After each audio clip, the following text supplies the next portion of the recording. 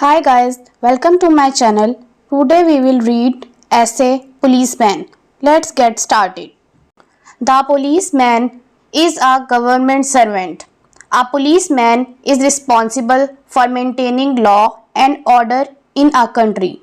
He also controls traffic in cities and towns. He uses a whistle when he is on traffic duty. He looks very smart in his neat uniform. He is active and smart. He looks after our life and property. His job is very hard. He has to perform his duty in rain and sunshine. Sometimes he has to risk his life to catch thieves and dacoits. Some policemen are very rude. They are not well educated. Sometimes they make some money by unfair means.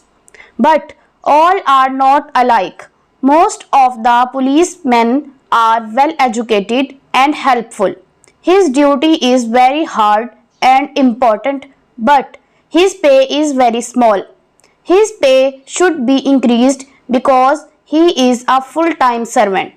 If you like my video, please hit the like button and subscribe my channel for more videos. Thank you.